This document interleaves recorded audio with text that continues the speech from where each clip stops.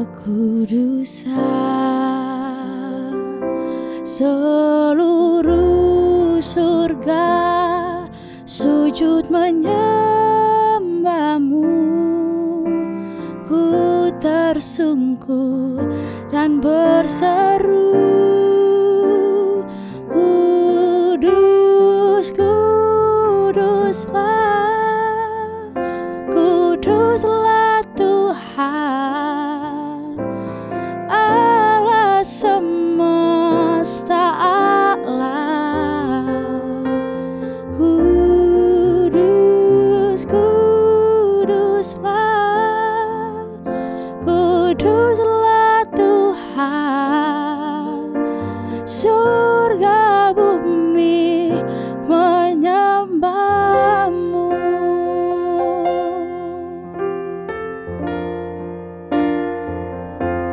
Ku datang Tuhan dalam hadirat-Mu, berhiaskan kekudusan. Seluruh surga sujud menyembahmu. Ku tersungkur dan berseru, Kudus, kuduslah, kuduslah Tuhan Allah semesta alam. Kudus, kuduslah, kuduslah Tuhan. Surga bumi menyembahmu. Oh, kudus, kuduslah, kuduslah Tuhan Allah semesta alam. Kudus, kuduslah, kuduslah Tuhan. Surga bumi menyembahmu. Surga bumi menyembahmu. Surga bumi menyembahmu.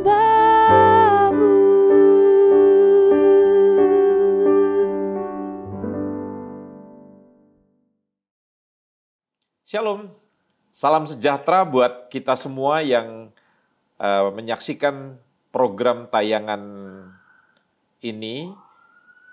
Kita sedang dalam acara belajar kebenaran dari firman Tuhan yang merupakan sumber kebenaran. Kita akan belajar bagaimana kita menjalani kehidupan ini dan mencari atau menemukan jalan keluar dari semua persoalan dalam kehidupan manusia. Percayalah, seperti Tuhan berkata, "Akulah jalan kebenaran dan hidup." Jadi, tatkala saudara mendengar firman Tuhan, saudara membaca firman Tuhan, saudara merenungkan firman Tuhan, saudara akan menemukan pemecahan masalah dari semua persoalan yang saudara hadapi di dalam kehidupan, baik itu adalah masa di mana saudara sebelum menikah, atau sesudah menikah, atau tatkala saudara memiliki anak, dan tatkala anak-anak itu bertumbuh menjadi dewasa, dan nanti bertemu dengan jodoh mereka masing-masing, bagaimana mengelola hidup di masa tua saudara, atau setelah pasangan saudara dipanggil pulang oleh Tuhan, apa yang harus kita jalani. Semua itu hanya ada di dalam Alkitab, di dalam kebenaran firman Tuhan, kebenaran yang tidak pernah berubah, baik dulu, sekarang, sampai selama-lamanya. Nah, saudara-saudara yang dikasihi Tuhan, bagaimana caranya kalau kita di dalam hidup pernikahan kita mengalami perbedaan pendapat, atau yang lebih populer kita sering mendengar kata konflik, ya, atau kita bertengkar. Saya seringkali mengatakan kita harus tahu bagaimana caranya bertengkar yang sehat. Bukan berarti di dalam pernikahan tidak ada pertengkaran. Seromantis atau sehangat apapun rumah tangga itu dibangun, saya ingin katakan masalah dalam rumah tangga tentu akan sangat sulit untuk dihindari. Saya ingin katakan buat semua pasangan yang sudah menikah atau akan menikah, wajar kok. Ya. Bahkan para pakar pernikahan pun kerap mengatakan bahwa konflik yang menimbulkan masalah justru bisa menjadi salah satu indikator pernikahan yang sehat. Nggak pernah ada perkawinan yang sempurna. Setiap pasangan pasti pernah mengalami persoalan. Berbagai persoalan tersebut bisa diselesaikan dengan cara yang bijak agar hubungan tetap langgeng dan harmonis. Ya. Saudara yang dikasihi Tuhan, dalam pernikahan saya yang lebih daripada 30 tahun atau mungkin kurang lebih sekitar dari saya mulai berjalan dengan istri saya sampai dia dipanggil pulang pada tahun yang lalu 2021, kami telah bersama-sama kurang lebih hampir 37 tahun dan dikaruniai 7 orang anak, ya, dan 1 lagi diberikan Tuhan kepada kami sehingga kami membesarkan 8 orang anak. Nah, Bapak Ibu yang dikasihi Tuhan, di dalam hidup pernikahan kami bukan berarti kami bebas daripada konflik ataupun pertengkaran. Sebetulnya konflik itu bukan sesuatu yang negatif gitu ya. Konflik itu adalah hal yang wajar. Seringkali yang menjadi masalah itu adalah cara berkonflik. Kalau saudara bisa bertengkar dengan sehat, bisa bertengkar dengan cara yang baik, sudah barang tentu hidup pernikahan saudara itu justru semakin kuat. Bahkan melalui konflik itu saudara bisa menemukan diri saudara, bahkan saudara bisa mempelajari pasangan saudara. Sehingga kita bisa menjadi lebih wise. Ya. Karena di dalam hidup pernikahan yang begitu panjang, kadangkala kita masih seringkali mengucapkan, saya nggak pernah paham tentang diri kamu. Saya nggak ngerti tentang kamu. Jadi dalam hidup perjalanan manusia itu kadangkala yang sudah sekian tahun saja kita tidak bisa menyelami pasangan kita. Dan ditambah kehidupan kita itu kan terlalu ego. Yang membuat kita itu tidak bisa berjalan harmonis dengan pasangan kita. Karena kita memandang pasangan kita itu dari sudut pandang kita. Kita tidak pernah berempati, kita tidak pernah belajar dari sudut pandang pasangan kita. Sehingga kita selalu menarik pasangan kita pada diri kita. Dan kita pun juga ditarik oleh pasangan kita. Sehingga coba sudah lihat sebuah hubungan yang tarik-menarik. Itu sangat kontradiktif atau berbeda sekali dengan konsep kasih Allah, di mana kasih itu adalah saling memberi. Bukan saling menuntut. Yang perlu Anda ketahui, di dalam Efesus dikatakan bahwa suami itu mesti mengasihi istri. Sebagaimana Kristus mengasihi jemaat. Kristus itu mengasihi jemaat dengan pengorbanan. Makanya seorang suami yang mengatakan bahwa dia mengasihi pasangannya, tetapi dia tidak suka berkorban, tetapi dia sangat kikir, sangat pelit, sangat perhitungan, dan sangat tidak bertanggung jawab terhadap pasangannya, terhadap keluarganya. Maka laki-laki ini perlu belajar dari teladan Kristus, bahwa laki-laki itu bukan sekedar membutuhkan penghormatan daripada istri dan anak-anaknya, tetapi dia juga harus bisa memberikan kehidupan buat pasangannya, buat keturunannya. Sebaliknya, dalam kitab Efesus juga dikatakan, seorang istri itu mesti tunduk, mesti hormat pada suaminya. Suami harus menjadi orang nomor 1 dalam kehidupan seorang istri. Sebaliknya begitu juga bagi seorang suami. Istri itu hanyalah wanita, atau saya mengubah kalimatnya begini. Wanita itu adalah satu-satunya yang menjadi pendampingnya yang dibutuhkan oleh laki-laki. tidak ada wanita lain. Sekarang kita bertanya, apakah istri merasa bahwa suaminya itu menjadikan dia, istrinya itu adalah ratu, permaisuri di rumahnya? Atau jangan-jangan ada banyak suami yang merasa ada wanita-wanita pengganti, ada wanita-wanita lain, sehingga perempuan tidak merasa diprioritaskan. Seringkali saya memberikan sebuah pengertian seperti ini. Kalau seorang laki-laki menelpon istrinya, begitu sulit untuk dibalas, begitu sulit untuk diangkat teleponnya. Terutama kalau dia lagi kumpul dengan teman-temannya atau dia lagi sibuk. Pasangannya itu tidak mendapatkan perhatian. Itu artinya apa? Suami bukan prioritas dalam kehidupan seorang istri. Sebaliknya juga begitu. Ada banyak istri sangat sulit sekali menelpon suaminya. Bahkan nanti kalau diangkat suaminya sudah marah. Mengatakan, kamu tahu saya lagi sibuk. Dalam perjalanan pernikahan saya, dari sebelum menikah sampai menikah, dan berakhir dengan istri saya berangkat duluan ke rumah Bapa di surga, dia adalah prioritas saya. Nomor satu sesudah Tuhan. Hubungan saya dengan pasangan, dengan istri saya, itu adalah nomor satu sesudah Tuhan dibandingkan hubungan dengan anak-anak. Hubungan dengan anak-anak itu bersifat temporal. Sementara. Kenapa? Karena satu hari mereka akan meninggalkan kita orang tua. Mereka akan membangun keluarganya sendiri. Mereka juga akan mementingkan pasangannya, anak-anaknya juga. Jadi siapa yang akan mendampingi kita seumur hidup? Yaitu pasangan kita, suami atau istri. Itu sebabnya dari sebelum menikah, saya seringkali mengatakan kepada para pria atau kepada para wanita, kalau misalnya sebelum menikah saja, pria sangat sulit untuk dihubungi, atau sebaliknya wanita sangat sulit untuk dihubungi. Lantas mereka mempunyai excuse, mempunyai alasan-alasan yang tidak masuk di akal. Ya, boleh 1000 macam alasan diungkapkan, tetapi hal yang paling utama, Anda bukanlah prioritas utama. Sehingga Anda bisa mengalami masalah, yaitu sulit sekali untuk menghubungi pasangan Anda. Saya seringkali mengatakan begini, ini khusus bagi yang belum menikah. Carilah pasangan tidak hanya orang yang Anda cintai, tetapi orang yang betul-betul mencintai Anda, bisa menghormati Anda.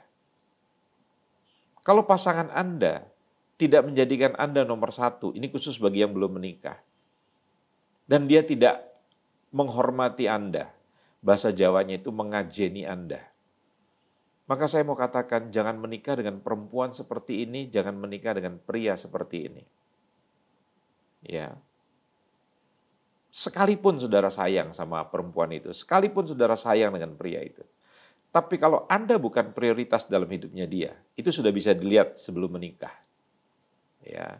Satu hari saya menghadapi konseling. Ada seorang perempuan yang mengeluh. Karena kalau prianya dihubungi, itu sangat sulit sekali. Dia WA pagi, dia telepon pagi, nanti baru diangkat sore atau malam begitu. Dan dijawab dengan ringan, sorry ya, telepon nggak kedengeran. Sorry ya, nggak ada sinyal. Kalau itu terjadi sekali, itu adalah hal yang wajar. Tapi kalau itu sudah terjadi berulang kali, Anda mesti berpikir ulang. Apakah betul Anda adalah prioritas dalam hidupnya? Mengapa? Karena ini mempunyai korelasi, hubungan. Pada saat nanti dalam pernikahan, Anda juga bukan menjadi prioritas. Jadi ini khusus nasihat saya buat orang yang belum menikah. Hati-hati di dalam memilih pasangan. Ya, Anda harus berhitung. Kita aja kalau mau beli mobil aja mesti berhitung kok. Bagaimana mesinnya, purna jualnya, bodinya bagaimana, bensinnya irit atau enggak.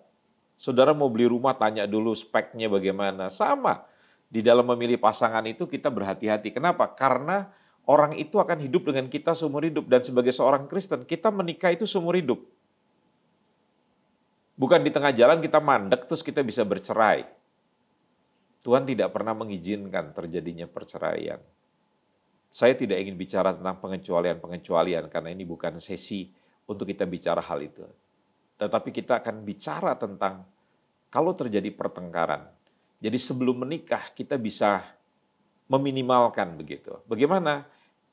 Anda perlu mengenal pasangan Anda dengan sungguh-sungguh. Makanya saya bilang kalau belum menikah buka mata lebar-lebar. Nanti kalau sudah menikah ya buka mata sedikit saja. Jadi kita harus belajar memaklumi pasangan kita, kekurangan kita. Ya, karena orang yang kita nikahi itu adalah orang yang belum sempurna. Sama seperti kita juga belum sempurna. Jadi kita menikah ceritanya itu antara orang yang belum sempurna dengan orang yang belum sempurna. Nah, makanya pernikahan itu membutuhkan pribadi yang ketiga, yaitu Tuhan. Tuhan yang harus menyatukan pernikahan kita dan masing-masing harus tunduk. Ya, makanya pernikahan itu akan jadi baik kalau suami istri itu sering doa bareng, menyembah Tuhan, mempunyai saat teduh, baca firman sama-sama, dan dua-duanya sama-sama tunduk pada Tuhan. Ya, kalau kita sudah memberontak lawan Tuhan, kita tidak dekat sama Tuhan, kita gampang sekali dilukai oleh pasangan kita. Saya ulangi kalimatnya. Kenapa kita seringkali terluka dan gampang dilukai oleh pasangan kita, atau oleh anggota keluarga kita, atau oleh mertua, atau oleh orang tua, atau oleh ipar kita, itu dikarenakan kita tidak dekat sama Tuhan. Orang yang tawar hati akan selalu menyalahkan orang lain. Sama seperti orang yang tawar hati mengatakan, kok ibadah di gereja ini sekarang sudah nggak enak ya. Masalahnya bukan ibadahnya nggak enak, tapi hati kita tuh tawar. Karena kita jauh dari Tuhan. Jadi, jalan keluarnya bagaimana? Ya kembalilah pada Tuhan. Bangun mesbah hidup Anda pribadi dan juga bangun mesbah bersama dengan pasangan Anda, bangun mesbah bersama dengan anak-anak Anda kalau Anda sudah punya anak-anak. Nah, Bapak Ibu yang dikasihi Tuhan, di dalam kitab Kejadian, ya, Fatsal yang ketiga, coba kita buka sama-sama. Maka hal yang pertama, setelah kejatuhan manusia, kita bisa baca di dalam Kejadian 3 ayat 7. Maka terbukalah mata mereka berdua dan mereka tahu bahwa mereka telanjang. Lalu mereka menyemat daun pohon ara dan membuat cawat. Apa yang terjadi? Begitu manusia jatuh dalam dosa, mereka dua-duanya menjadi telanjang, lantas mereka mempunyai rasa malu, mereka lantas menutup diri, tidak lagi terbuka antara suami dengan istri. Masalah klasik yang pertama adalah masalah komunikasi. Jadi komunikasi itu akan menjadi masalah yang paling utama di dalam pernikahan. Salah paham. Kita akan bicara dengan nada yang keras, saling mengancam, saling menantang. Itu adalah masalah komunikasi. Kita tidak bisa mendengarkan pasangan kita lebih banyak untuk mengintimidasi, ya. Kita tidak bisa mengampuni, terus kemudian kalau kita udah ribut kita saling tinggalkan. Itu adalah masalah komunikasi. Itu masalah klasik yang pertama, saudara. Hal yang kedua, ya, saudara bisa lihat di dalam Kejadian pasal yang ketiga. Aku akan mengadakan permusuhan antara engkau dan perempuan ini, antara keturunanmu dan keturunannya. Keturunannya akan meremukan kepalamu dan engkau akan meremukan tumitnya. Hal yang ketiga, hal yang kedua maksud saya adalah serangan dari pihak ketiga. Perkawinan itu akan hancur kalau saudara mengizinkan pihak ketiga mencampuri saudara. Pada waktu anak saya menikah, saya berkata kepada istri saya berkata kepada besan saya berkata kepada anak dan calon mantu saya, bahwa kalau kalian berumah tangga, kalian menjadi rumah tangga yang otonom, yang baru. Di mana papa mama tidak lagi berhak mencampuri. Papa mama mungkin bisa kasih nasihat, bisa kasih masukan. Itu pun tergantung kalian kalau kalian mau dengarkan. Karena kalian adalah rumah tangga yang otonom. Jadi orang tua tidak berhak mencampuri. Kadangkala rumah tangga anak bisa menjadi hancur karena orang tua ikut campur. Pendeta ikut campur. Mertua ikut campur, ipar ikut campur. Dan juga adanya serangan dari kuasa gelap. Nah, ini rumah tangga harus ingat baik-baik. Ya. Setan itu tidak suka melihat rumah tangga yang rukun. Dengan segala macam cara dia akan menghancurkan rumah tangga. entah itu dengan perselingkuhan, ya. Banyaknya laki-laki yang lebih suka hangout, kumpul-kumpul dengan teman-teman prianya di kafe-kafe, pulang tengah malam dengan sudah sisa-sisa tenaga, sehingga tidak lagi menjalankan peran sebagai seorang suami, sebagai seorang ayah, sebagai kepala keluarga. Kemudian tidur, bangun pagi-pagi sudah mesti berangkat, tidak adanya komunikasi. Nah itu serangan dari kuasa gelap. Kuasa gelap bisa memakai apapun caranya untuk menghancurkan rumah tangga itu. Hal yang ketiga, ya, firman-Nya ayat 16, kepada perempuan itu susah payahmu waktu mengandung akan kubuat sangat banyak. Dengan kesakitan kau akan melahirkan anakmu, namun kau akan birahi kepada suamimu dan ia akan berkuasa atasmu. Kata birahi kepada suamimu itu artinya seorang istri akan coba menguasai, menggagahi suaminya. Ya.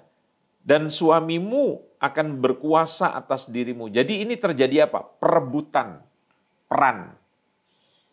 Di mana suami mesti jadi kepala, tapi istri ingin merebut posisi itu.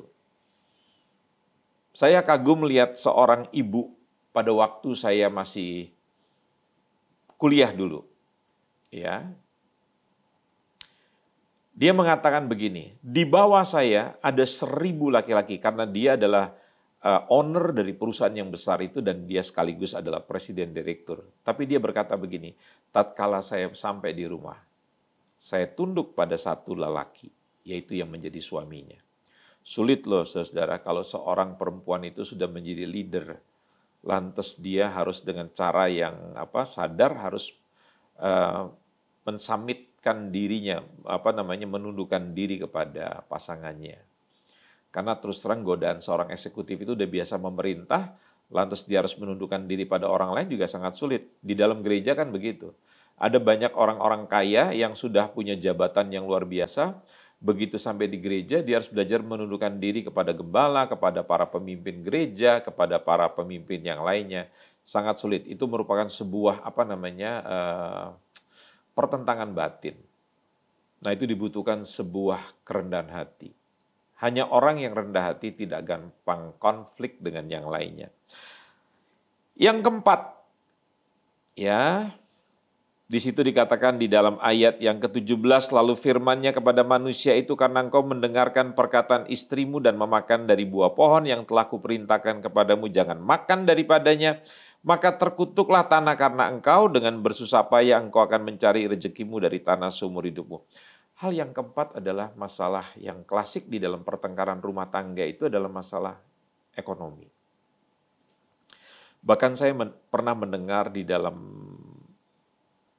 lembaga BKKBN, salah satu penyebab terbesar di dalam perceraian dalam rumah tangga, dalam keluarga di Indonesia itu adalah masalah ekonomi. Ya, di mana mereka tidak bisa memanage keuangan mereka, mengatur keuangan mereka. Misalnya mereka punya gaji 1 juta, pengeluaran mereka 1,5 juta. Hari ini kan kita begitu mudah ya, membeli sesuatu dengan cara kredit, dengan cara pinjam. Kita tidak pernah menghitung kemampuan keuangan kita. Bahkan kadang-kala kita bisa ditipu oleh pinjaman online. Dengan menawarkan kemudahan-kemudahan kita dapatkan duit cash, tetapi kita tidak berpikir bagaimana cara mengembalikan. Sehingga kita punya utang dalam 1 bulan sudah 8 juta, penghasilan kita 1 juta. Bukankah itu kita bunuh diri? Dan itu yang menyebabkan ada banyak rumah tangga menjadi hancur. Nah, Bapak Ibu, Saudara-saudara, saya coba akan mengetengahkan hal-hal yang klasik ini di dalam cerita kehidupan sehari-hari. Jadi tadi saya sudah katakan kenapa seringkali terjadi persoalan. Yang pertama adalah kita di dalam masalah komunikasi itu kita sangat miskin. Kita tidak tahu bagaimana caranya kita bicara. Ya, kita cuma menuntut pasangan kita yang terus bicara, ya, tapi kita diam tanpa memberikan respon. Atau sebaliknya pasangan kita bicara, kita tidur. Pasangan kita bicara, kita main handphone. Pasangan kita bicara, kita sibuk mengerjakan tugas. Padahal komunikasi itu kan tidak hanya membutuhkan perkataan bahasa verbal, kata-kata dalam kalimat, dalam ucapan mulut, tapi juga membutuhkan yang disebut namanya bahasa tubuh. Ya. Kemudian kita belajar tentang intonasi dalam pengucapan. Kalau misalnya firman Tuhan bilang hendaklah kamu ramah, kita juga harus belajar. Kalaupun kita harus marah, belajarlah untuk marah dengan baik, bukan dengan nada yang tinggi. Terus terang itu tidak mudah. Saya pun belajar, bukan berhari-hari, bukan berbulan-bulan, tapi bertahun-tahun. Ya. Nah, sehingga kalau kita menjadi orang yang miskin di dalam berkomunikasi, apa yang terjadi ya kita akhirnya menjadi gagal. Ya. Kita tidak bisa mengungkapkan perasaan kita karena kita sudah apa itu namanya? Keburu jembatan hubungan itu patah. Ingat ya, jembatan hubungan kita dengan pasangan kita itu adalah ngobrol, berkomunikasi. Jadi kalau ngobrolnya sudah berhenti, ya berarti hubungannya juga bermasalah. Nah, itu sebabnya saudara-saudara saya coba memberikan masukan saja secara simpel gitu. Ya. Kalau komunikasi itu akhirnya menjadi terlalu agresif, terlalu penuh dengan pertentangan, itu efeknya juga jadi tidak baik begitu. Jadi caranya begini, cobalah belajar duduk dengan pasangan Anda bilang pada pasangan Anda, yuk kita duduk dulu yuk. Kita ngobrol. Nah, bagaimana caranya kita ngobrol? Ya. Coba dengarkan perasaan pasangan Anda. Boleh cerita. Ya. Nanti kita bergantian begitu. Nah, ini hal yang simpel. Kemudian masalah yang selanjutnya adalah saudara tahu, seringkali kita gampang mengkritik pasangan kita. Dalam hidup pernikahan saya, bukan berarti saya tidak pernah mengkritik kekurangan pasangan saya atau sebaliknya. Dalam perjalanan pernikahan saya menganggap istri saya itu jauh lebih bijak. Kalau dia harus bicara pada saya, dia tahu bagaimana caranya, momennya. Dia memang wanita yang senang belajar tentang bagaimana berkomunikasi, bagaimana membangun relasi dengan pasangannya, dengan anak-anaknya, dengan orang tua, dengan mertua, dengan ipar-iparnya, dan juga dengan orang lain.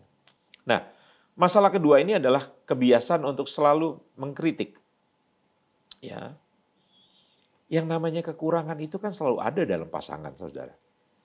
Ya, kalau Anda hidup dalam pernikahan hanya untuk mencari kekurangan, atau katakan begini, saudara di kantor, kerjanya itu hanya untuk mencari kekurangan orang. Oh, saudara kan mendapatkan bukan hanya 1, 2, 3, 4, 5, 6, 7, 8, 9, 10. Makanya satu hari pasangan suami istri itu diberikan kuesioner gitu. Coba temukan 10 kejelekan suami, 10 kejelekan istri. Dalam waktu yang singkat, cepat sekali itu diisi. Tapi coba temukan 10 kebaikan pasangan Anda. Sulit sekali. Apalagi kalau hati sudah dipenuhi dengan kemarahan, dengan pertengkaran yang luar biasa. Jadi pada akhirnya saudara dengarkan kalimat saya, kalau saudara sudah terbiasa mengkritik pasangan Anda, maka Anda tidak akan pernah puas. Anda akan tergoda untuk selalu melihat kekurangan pasangan Anda.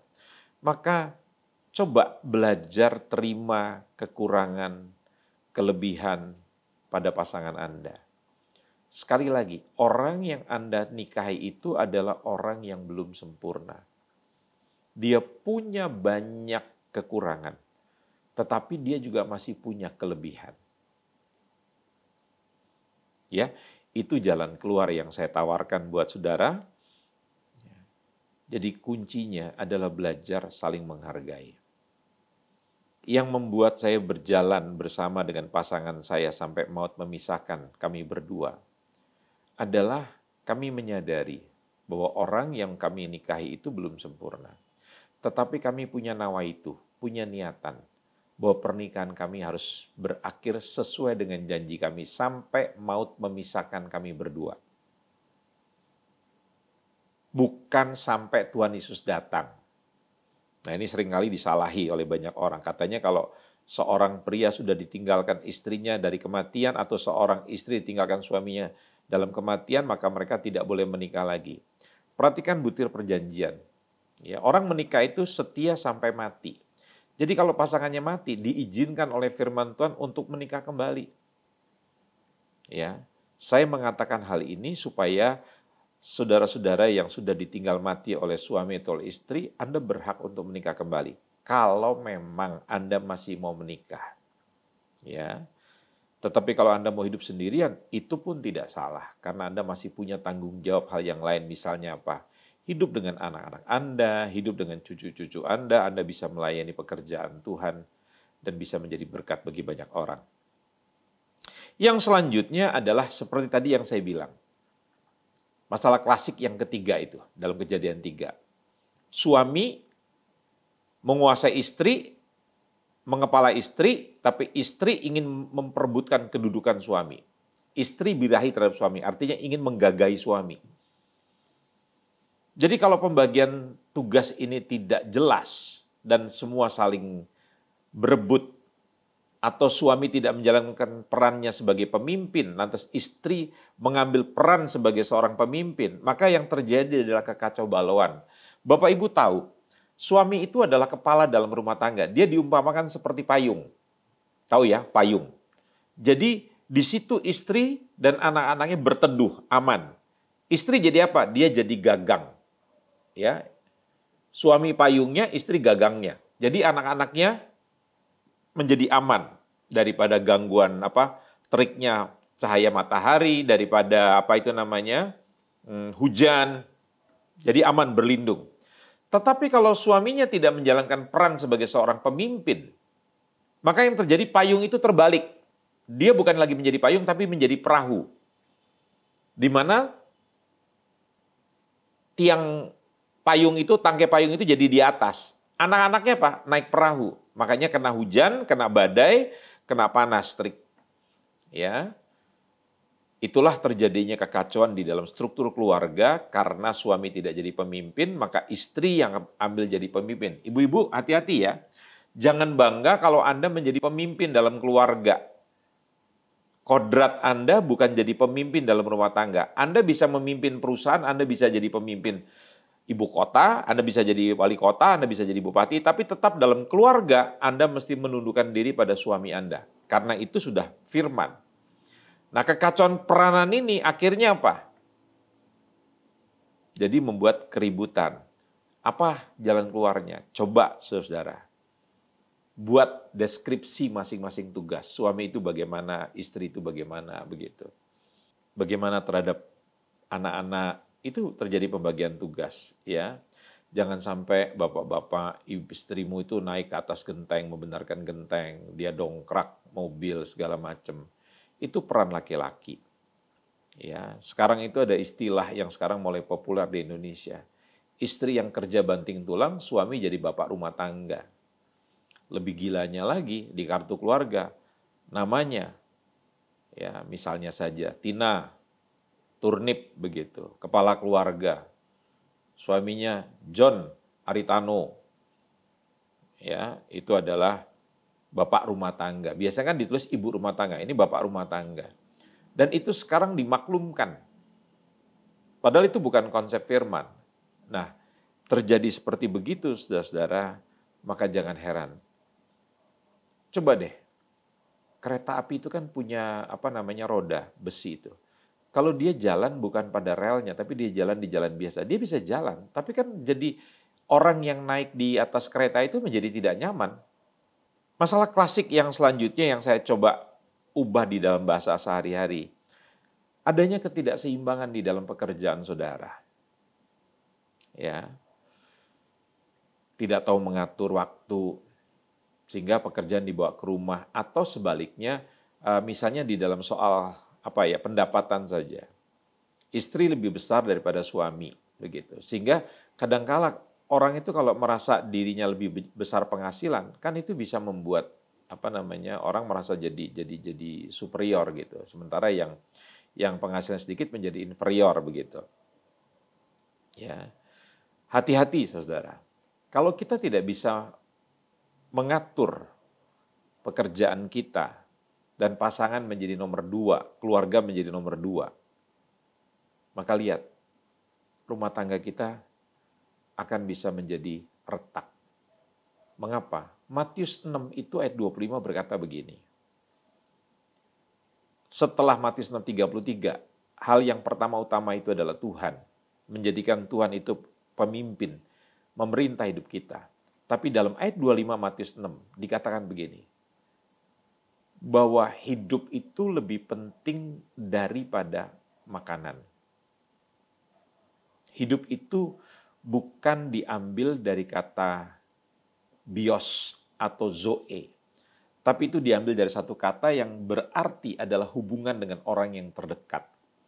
Jadi setelah Tuhan, hubungan dengan orang yang terdekat, dengan pasangan, dengan anak-anak, itu menjadi prioritas utama.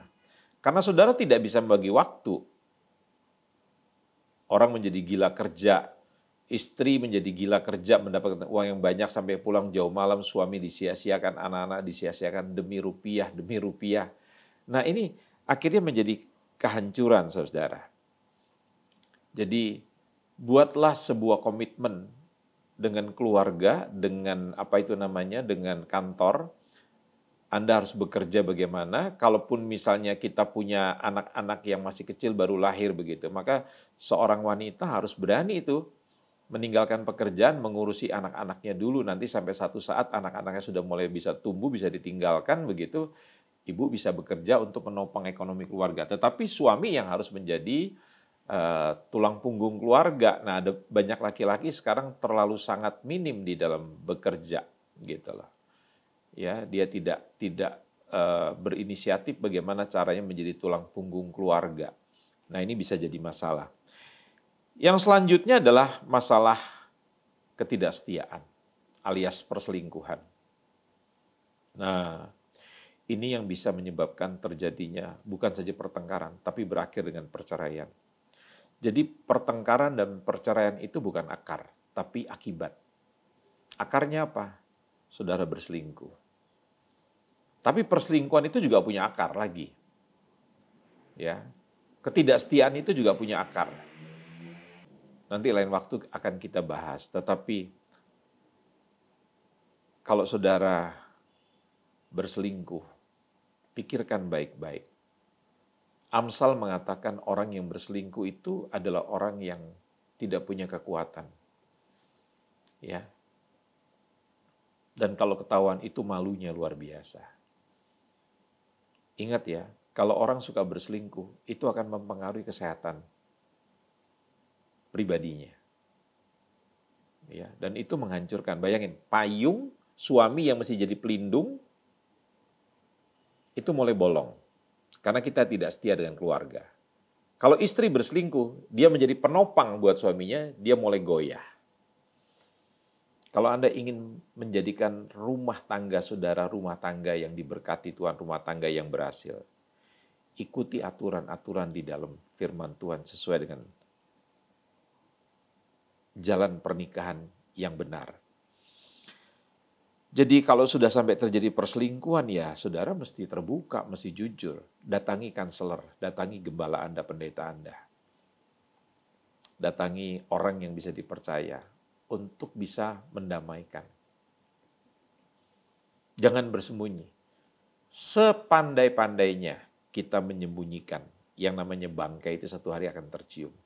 Bagaimana caranya supaya bangkai itu tidak tercium? Ya jangan pernah berbuat. Ya, sepandai-pandai tupai melompat akhirnya juga jatuh juga kok. Begitu. Yang menyebabkan kita bertengkar adalah masalah tentang anak-anak. Penting sekali di dalam kita mempunyai anak itu suami istri sebelum menjadi orang tua belajar apa itu parenting. Bagaimana caranya membesarkan anak, cara mendidik anak. Bagaimana menghantar anak-anak kita menjadi satu hari menjadi anak-anak yang dewasa yang bisa dilepaskan. itu merupakan kerjasama di antara suami istri. Tidak bisa suami bilang gini, kamu di rumah ngapain aja? Dasar perempuan nggak becus, nggak berguna. Nah, atau sebaliknya begini, suami macam apa kamu? Nggak bertanggung jawab, maunya enak saja. Nah, apalagi kalau pertengkaran itu terjadi di depan anak-anak. Yang ada juga anak-anak menjadi sedih begitu. Saya belum lama ini mendengar sebuah cerita di negeri yang dilanda perang. Ya, yang sekarang sedang memasuki musim dingin. Anda tahu di negara-negara barat sana, di negara-negara dengan 4 musim, terutama di daerah utara, ya, itu sekarang sedang mengalami musim dingin mulai dari bulan Oktober, November, Desember, dan mulai turun salju. Mereka sedang menghadapi krisis energi, ya, sehingga mereka tidak punya heater. Anak-anak ini bercerita waktu mereka punya ayah, ayahnya bisa mencarikan kayu bakar dan memberikan rasa hangat. Tapi setelah ayahnya tidak ada, ya mungkin korban perang atau sakit atau apa saja, dan anak-anak ini besar tanpa ayah, mereka menjadi sedih. Saya ingin memberitahukan, kalau Anda ingin bercerai, jangan memikirkan ego Anda, orang tua. Sehingga Anda meninggalkan pasangan Anda demi diri Anda sendiri. Sampai Anda nggak memikirkan dampaknya. Iya, mungkin Anda istri yang hebat. Mungkin Anda suami yang hebat, punya penghasilan. Anda bisa mencari perempuan lain, Anda bisa mencari laki-laki lain, atau perempuan Anda bisa hidup sendirian karena Anda punya income yang bagus begitu. Sehingga Anda menyepak, mengusir keluar itu suami, bapaknya anak-anak. Atau sebaliknya begitu. Dan saudara tahu, itu membuat tekanan, kesedihan buat sang anak. Anak itu bisa bertumbuh tanpa punya keseimbangan, kematangan emosi. Mereka menjadi anak-anak yang terluka. Dan yang terakhir, saudara, masalah di dalam rumah tangga yang bisa membuat kita berantem dan pada akhirnya rumah tangga itu bisa menjadi terpecah adalah masalah ekonomi. Tadi sudah dikatakan, dengan susah payah kamu akan mengais rezekimu, kata Kejadian pasal yang ketiga. Jadi masalah uang itu adalah salah satu masalah yang penting dan masalah yang paling sensitif. Dan masalah pengeluaran itu bisa memicu pertengkaran. Contohnya begini, pada saat keluarga atau misalnya suami mendapat hadiah, istri mendapat bonus misalnya begitu dari perusahaan, dari pekerjaan, atau menang arisan. Masing-masing itu kalau tidak bisa berdialog dengan baik, maka yang laki-laki misalnya pengen beli mobil, yang perempuan enggak, dia pengen menyimpan uang itu untuk anaknya, untuk anak mereka yang akan kuliah, jadi ditabung begitu. Saudara tahu perbedaan ini bisa menimbulkan pertengkaran. Kalau tidak dua-duanya mau bicara secara terbuka. Ya. Jadi saya ingin katakan begini, coba hentikan pertengkaran. Nggak perlu saling menyalahkan satu dengan yang lainnya. Karena dengan Anda menyalahkan satu dengan yang lainnya, dengan ada suara keras, itu justru Anda akan bertengkar lebih jauh. Nah, sebagai orang yang bertanggung jawab, sebagai orang yang dewasa, coba belajar membuat anggaran. Ya, membuat semacam jurnal keuangan begitu. Ya, dana Anda, ingat ya, di dalam pernikahan itu tidak ada dompetku, dompetmu. Yang ada orang menikah itu menjadi satu dompet. Karena kan suami istri itu kan dikatakan satu daging, sedaging. Mereka tidak lagi dua. Bukan satu ditambah satu sama dengan dua. Tapi satu ditambah satu sama dengan satu. Artinya apa? Satu dikali satu. Jadi bukan penambahan, tetapi kita itu betul-betul seperti satu dibagi satu sama dengan satu. Jadi hidup itu suami istri itu sebetulnya saling membagi, saling berbagi. Bukan saling mau menang sendiri. Saya mau dominan. Itu tidak sesuai dengan konsep penciptaan manusia dalam Kejadian 1 ayat 26-27. Tuhan tidak menyuruh kita menjadi manusia yang menguasai manusia lain, tapi menaklukkan alam semesta. Binatang-binatang, tumbuh-tumbuhan, tapi bukan menaklukkan manusia. Nah, setelah manusia jatuh dalam dosa, manusia itu ingin menaklukkan yang lainnya. Kalau yang lain tidak mau ditaklukkan, dibunuh, saudara. Sebagai seorang hamba Tuhan, saya berulang kali seringkali mendengar ada jemaat yang mengancam mau membunuh saya. Karena mereka berontak, mereka tidak suka pada pemimpinnya. Berulang kali dari tahun 80-an saya sudah sering menerima ancaman-ancaman seperti itu. Baik sebagai seorang yang mau memberitakan kebenaran orang tidak suka, dan juga sebagai seorang pemimpin yang mau menertibkan orang yang tidak benar jalannya, diancam untuk pembunuhan. Sebagai orang tua, kadang-kala kita berkata dengan tegas, kita mendisiplinkan anak, anak bisa berontak. Anda menjadi sedih. Tidak perlu takut untuk menghadapi hal yang seperti demikian. Nah, saudara, saya ingin katakan begini, sebelum konflik semakin memanas, ada baiknya Anda coba melakukan beberapa saran yang saya coba ketengahkan kepada saudara pada hari ini. Yang pertama, coba Anda duduk, seperti tadi saya bilang, duduk bersama, terus saling terbuka, mengungkapkan perasaan masing-masing. Tapi ini punya cara. Ya, karena gini, dosa itu membuat kita coba bersembunyi. Padahal orang kalau menikah, suami istri itu harus berani terbuka. Maka mereka berdua menjadi telanjang. Dosa justru membuat mereka memasang cawat, ya, mereka tidak mau terbuka. Suami dengan istri harus berani terbuka di dalam segala hal apapun juga, kecuali rahasia negara. Kecuali rahasia jabatan, tidak boleh dibuka pada pasangan. Tapi perasaan saya, apa yang berkecamuk dalam perasaan saya, dalam kepala saya, itu harus saya ceritakan pada istri saya. Misalnya saya tergoda dengan perempuan lain, saya tergoda untuk melakukan hal yang tidak benar. Berani terbuka. Kemarahan saya terhadap istri saya harus berani terbuka tanpa mencela. Anda cerita tentang apa sakitnya Anda begitu. Ya. Paham ya? Nah, yang kedua, coba Anda jangan pernah mengeluh. Ya, atau apalagi menghina. Ya. Saat sedang dikritik biasanya nih saudara, kita bersikap defensif, bertahan gitu. Kita coba melindungi diri kita. Ya. Terus kita menjadi orang yang tertutup, tidak mau dapatkan masukan, tidak mau dapatkan apa itu namanya, katakanlah yang paling ekstrem, kritikan begitu. Misalnya suami kita bilang begini, coba deh, kamu kalau sudah malam, boleh nggak usah mengerjakan pekerjaan lagi. Kan kita butuh tidur. Kadang-kala saya melihat kamu sampai jauh malam. Sehingga kadang-kala saya menunggu kamu di kamar gitu. Kamu tidak kunjung tiba.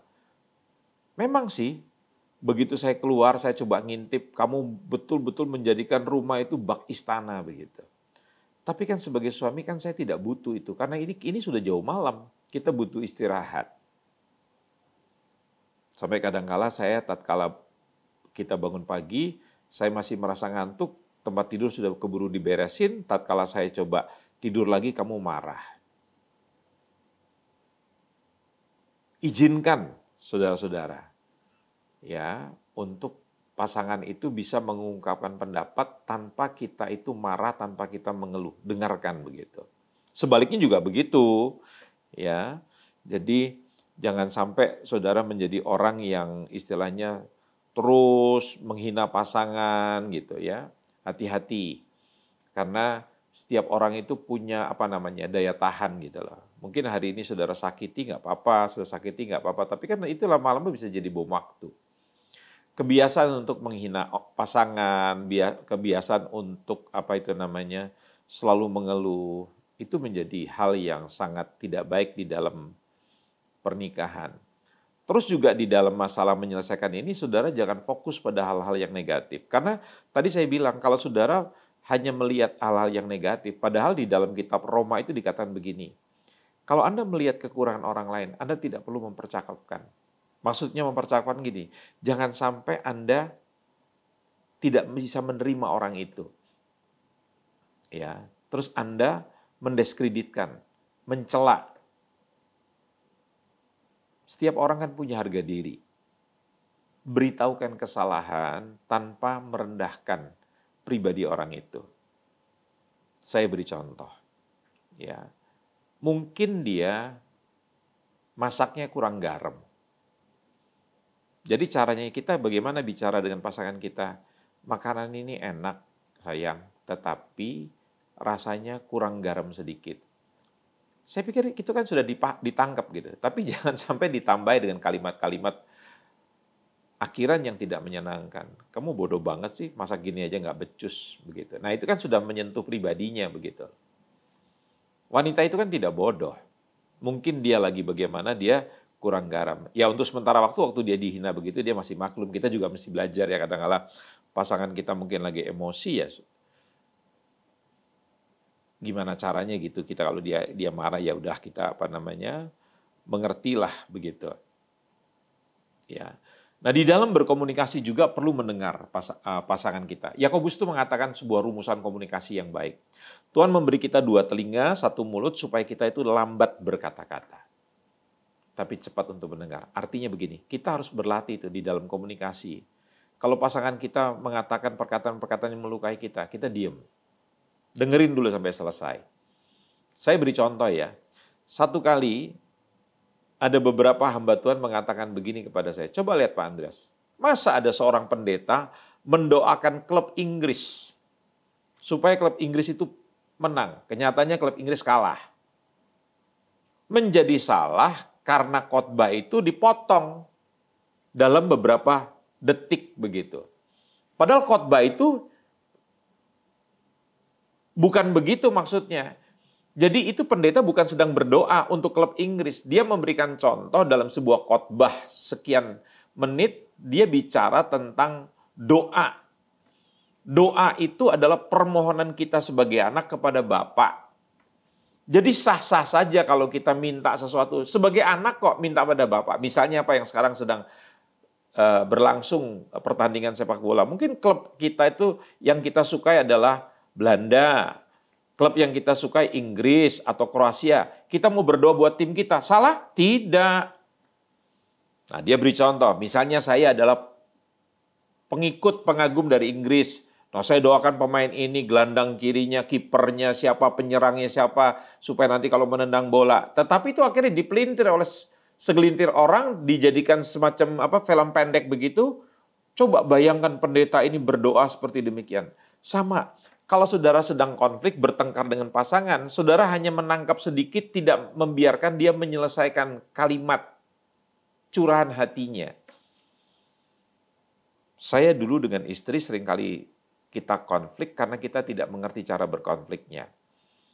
Dia bicara, saya potong. Saya bicara, dia potong. Akhirnya kami jadi emosi. Tapi setelah sekian tahun, kami belajar. Jadi caranya sederhana. Saya bilang, yuk kita sekarang belajar komunikasi yang baik. Kalau saya lagi mengungkapkan sesuatu, kamu dengarkan sampai selesai tanpa dipotong. Nanti begitu saya selesai, kamu bicara sampai selesai, saya juga tidak akan potong. Tapi kalau sampai nanti kita potong, kita saling mengingatkan. Udah janji loh, jangan saling memotong. Jadi kita bisa tahu cerita itu sebetulnya maksudnya apa. Ya, tanpa kita potong di tengahnya, kita sudah sudah siap jawaban gitu loh. Nah, ini saya pikir saudara yang perlu kita perhatikan. Ya, di dalam setiap permasalahan itu pasti kan ada akarnya. Tadi seperti saya bilang, kenapa orang sampai bercerai, kenapa orang sampai pada akhirnya pisah rumah, itu cuma akibat. Temukan akarnya. Saya akan tutup dengan beberapa saran yang praktis begitu. Belajarlah sabar. Pada waktu Anda menghadapi konflik, belajarlah Anda sabar. Sekali lagi, katakan pada diri saudara sendiri, sabar. Ya. Sabar itu adalah ciri daripada orang yang dewasa. Karena kalau kita kanak-kanak, Anda bisa lihat anak-anak, kalau minta sesuatu itu nggak bisa sabar. Harus dipenuhi.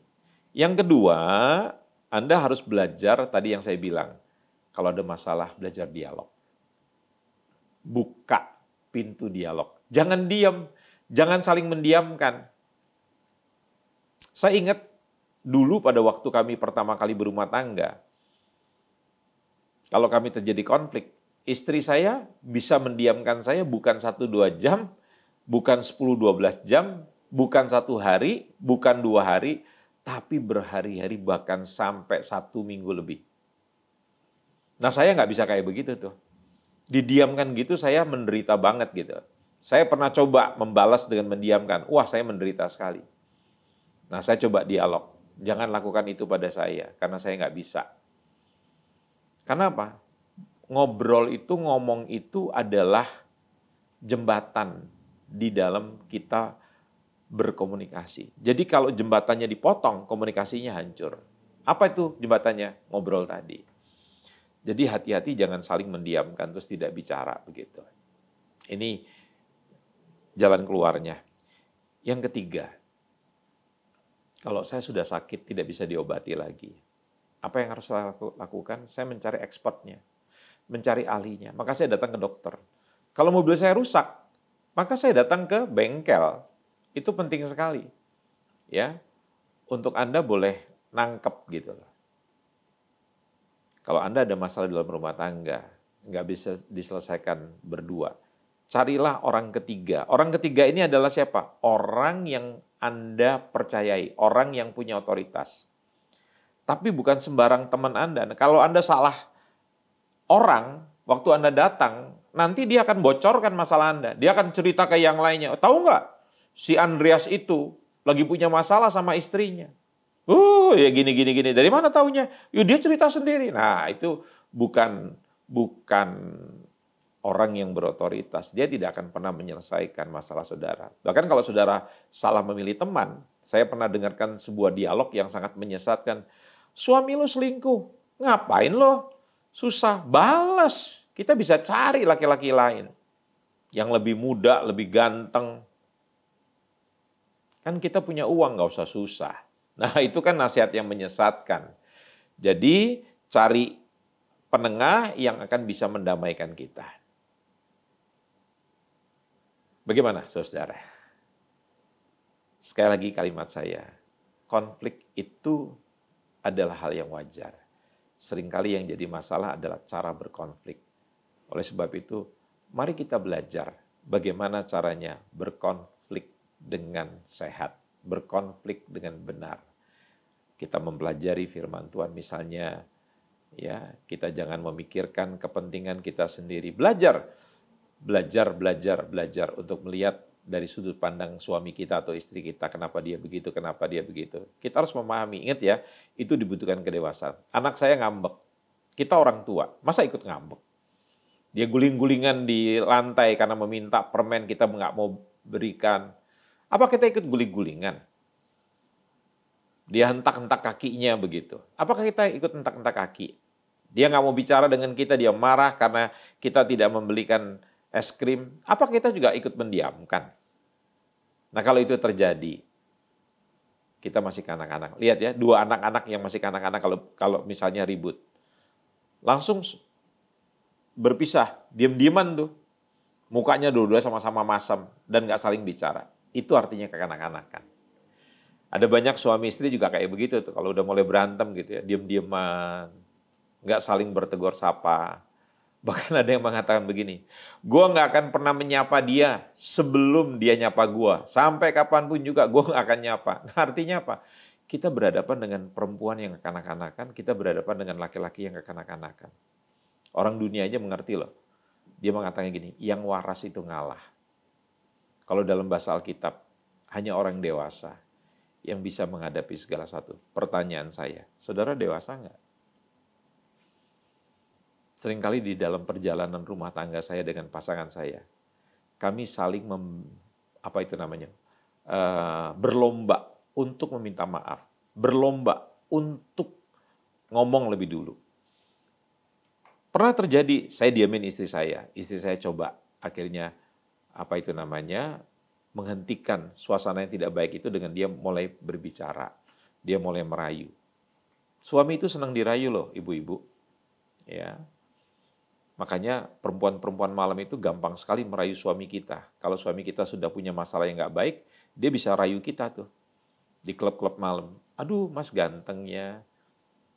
Sementara istri susah banget tuh. Suaminya pulang terlambat dibilang dari mana setan? Begitu.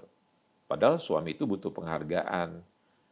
Jangan curiga dulu, mestinya kita sambut dengan baik. Dari mana sayang? Capek ya, begitu.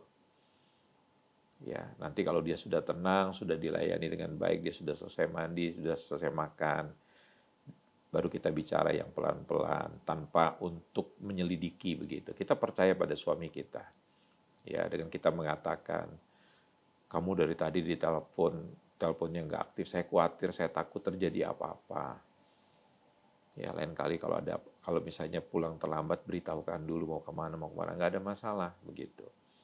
Itu menenteramkan suaminya, tapi di satu sisi suaminya juga harus belajar menjaga kepercayaan keluarga.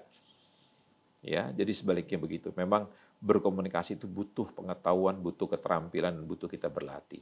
Sekali lagi, jangan takut berkonflik, jangan takut bertengkar, beda pendapat dengan pasangan, tapi belajarlah bagaimana bertengkar yang sehat. Mari kita berdoa. Bapak yang baik, terima kasih buat sesi pada hari ini kami belajar kebenaran tentang bagaimana kami menghadapi pertengkaran di dalam keluarga, dalam rumah tangga, dalam pernikahan kami. Tuhan, tolong kami agar suami istri, orang tua dengan anak, kami bisa belajar bagaimana menyelesaikan konflik, perbedaan pendapat, pertengkaran dalam keluarga dengan sebaik-baiknya. Kami akan belajar sabar. Kami akan belajar untuk berdialog. Kami akan belajar mencari orang ketiga yang akan bisa mendamaikan. Expert, para ahli yang akan bisa mendamaikan persoalan kami. Sama seperti mobil kami rusak, kami bawa ke montir. Kami sakit, kami bawa ke dokter. Kami kadang-kala butuh orang-orang yang bisa mendamaikan kami. Tuhan Yesus berkati pasangan suami istri. Biarlah kami punya tekad menikah sampai maut memisahkan kami berdua. Tidak di tengah jalan kami berhenti. Terima kasih buat semuanya. Di dalam nama Tuhan Yesus kami berdoa. Amin. Nah, saudara-saudara yang kasih Tuhan, harapan saya, apa yang sudah dengar bagikan kepada yang lain. Dan jangan lupa untuk Anda subscribe dan like daripada program ini dan bagikan kepada teman-teman Anda yang lain. Doa saya menyertai saudara. Amin.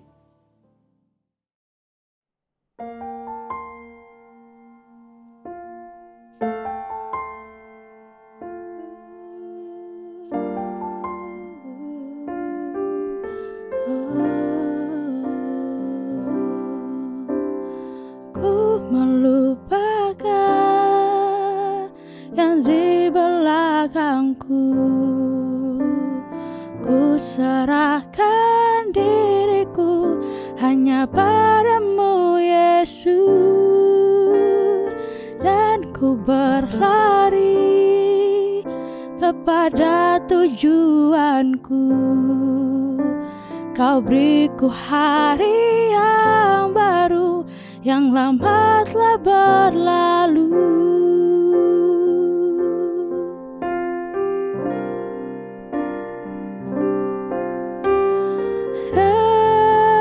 Rencanamu, oh Tuhan, indah bagiku, tak terbatas oleh pikiranku. Firman-Mu ya dan amin, sumber kekuatan, Kau pengharapanku, Kau terbaik bagiku.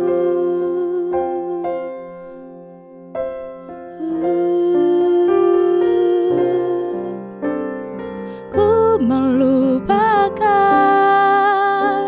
yang di belakangku. Ku serahkan diriku hanya padamu Yesus. Dan ku berlari kepada tujuanku. Kau beriku hari yang baru, yang lama telah berlalu. Oh,